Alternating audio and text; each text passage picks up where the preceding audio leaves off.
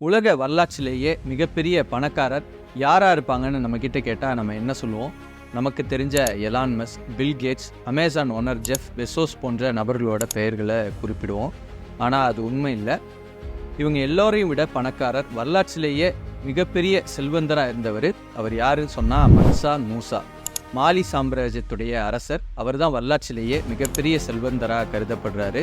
மன்சா மூசாவுடைய இன்றைய சொத்து மதிப்பு $400 பில்லியன் இருந்து $1 ட்ரில்லியன். மன்சா மூசா யாரு? அவர் எப்படி இவ்வளவு செல்வங்களுக்கு அதிபதியா இருந்தாரு? தன்னோட செல்வத்தை வச்சு அவர் செஞ்ச சாதனைகள் என்ன அப்படிங்கிறதெல்லாம் தான் இந்த வீடியோவில் நம்ம பார்க்க இருக்கோம்.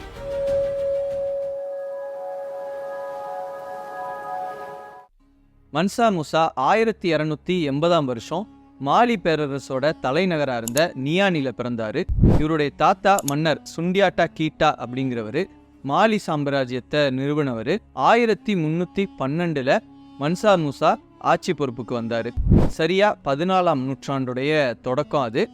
அப்போதான் அவர் ஆட்சி பொறுப்புக்கு வந்திருந்தாரு. அந்த சமயத்தில் ஐரோப்பாவில் பஞ்சமும் உள்நாட்டு போரும் தலைவிரித்தாடுனுச்சு. ஆப்பிரிக்காவுடைய பேரரசுகளும் இஸ்லாமிய உலகம் செழிப்பாக இருந்த காலம் அது. அப்போ எகிப்து நாட்டில் மம்லுக் பேரரசு, டெல்லியில் சுல்தானிய பேரரசு, மேற்கு ஆப்பிரிக்காவில் மாலி பேரரசுன்னு இந்த 3 சாம்ராஜ்யங்களும் மிக பலமாக இருந்தாங்க. மாலி சாம்ராஜ்யத்தை பலப்படுத்த வளர்க்க மன்சா மூசா பல திட்டங்களை முன்னெடுத்தார். மன்சா அப்படின்னா அரசர், ராஜா அப்படின்னு பொருள். மூசா கீட்டா அப்படிங்கிறது தான் அவருடைய உண்மையான பெயராக இருந்துச்சு. அவருக்கு மன்சா அப்படிங்கிறது பட்டமா பின்னால வழங்கப்பட்டுச்சு. மன்சா மூசா மாலி சாம்ராஜ்யத்தோட 10வது ஆட்சியாளர். 1321 இருந்து 1337 வரைக்கும் அவர் ஆட்சி செஞ்சாரு. அந்த காலகட்டத்தில் சமூக, கலாச்சார, பொருளாதார மட்டங்களில் அவர் பல சாதனைகளை பண்ணாரு. இஸ்லாமிய மார்க்கத்தை மாலி ஆட்சிக்கு உட்பட்ட பகுதிகளெல்லாம் அது முழுக்க அவர் கொண்டு போய் சேர்த்தாரு. அதை தன்னுடைய சமய கடமையாக அவர் கருதி அதையெல்லாம் செஞ்சார். ஏராளமான பள்ளிவாசல்களை, மதரசாக்களை அவர் தன்னோட ஆட்சிக்கு உட்பட்ட பகுதிகள் முழுக்க கட்டினார். அவர் இருந்தப்போ அவரோட ஆட்சி பரப்புக்குள்ளே இருந்த டிம்பக்டு நகரத்தை மிக முக்கியமான ஒரு மையமாக முஸ்லீம் உலகம் கருதுனுச்சு.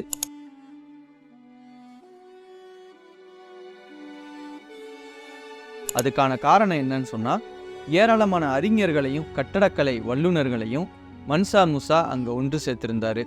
ஜிங்கூபர் பள்ளிவாசல், சான்கோரா மதரசா பல்கலைக்கழகம் போன்றவற்றை உருவாக்கி அறிவு சார்ந்த வளர்ச்சிக்கு மிகுந்த முக்கியத்துவம் அளிக்கிறவராக அவர் இருந்தார். அப்படி அவர் கொண்டு வந்த ஒரு வல்லுநர் தான் இஷாக் எல் டியூஜன் அப்படிங்கிறவர். இஷாக் கட்டடம் கட்டுறதுக்கான பல்வேறு நுட்பங்களை மாலி பிரதேசத்துக்கு அறிமுகம் செஞ்சாரு. ஏகப்பட்ட கட்டடங்கள் அவரோட ஐடியா மூலமா கட்டப்பட்டுச்சு. உதாரணத்துக்கு மடகு என்ற புதிய அரண்மனை கட்டப்பட்டுச்சு.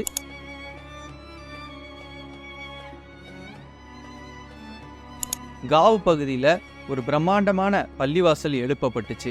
மன்சா மூசா எப்படி இவ்வளவு செல்வத்துக்கு அதிபதியா ஆனாருன்னு உங்களுக்கு ஒரு கேள்வி வரலாம். மாலி பேரரசுக்கு உட்பட்டிருந்த பகுதிகளில் இருந்த வளங்கள் அதுக்கு முக்கிய காரணம்.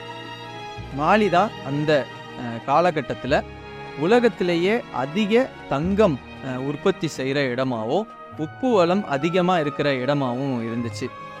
அது மட்டும் இல்லாமல் வணிக பாதைக்கு முக்கியத்துவம் வாய்ந்த ஒரு பகுதியாகவும் மாலி இருந்துச்சு.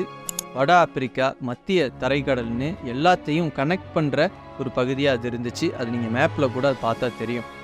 மாலி சாம்ராஜ்யத்தோட டிம்பக்டு, காவ் மாதிரியான முக்கிய நகரங்கள் கல்விக்கும் வணிகத்துக்கும் பெயர் போன புகழ்மிக்க நகரங்களாக இருந்துச்சு. மக்காவுக்கு மன்சா மூசா போன புனித பயணம் வரலாற்றில் முக்கியமான ஒரு நிகழ்வு.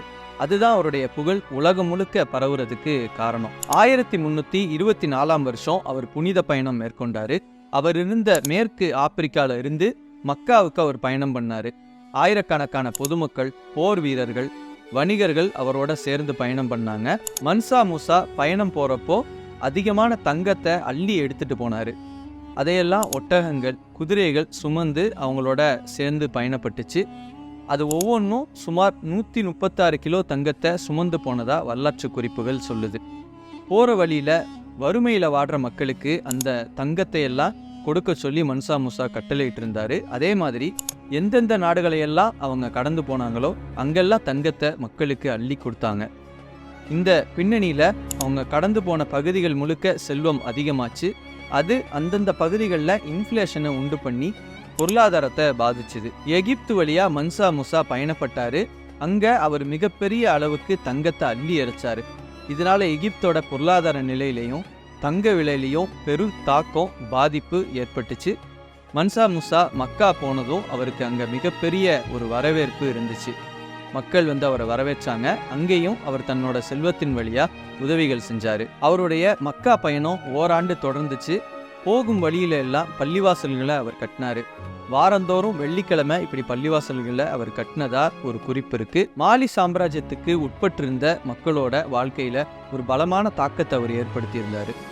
கனிவான தாராள மனமுள்ள ஆட்சியாளரா மக்கள் அவரை பார்த்தாங்க. அவர் நிறுவன கல்விக்கூடங்கள் பள்ளிவாசல்கள் மூலமா அறிவு சார்ந்த கலாச்சாரம் சார்ந்த முன்னேற்றத்துக்கு வழியமைச்சு கொடுத்தாரு. அன்றைய காலகட்டத்தில் ஆப்பிரிக்கர்கள் எப்படி இருந்தாங்கன்னு புகழ்பெற்ற பயணி இப்னு பதூதா பதிவு செஞ்சிருக்காரு.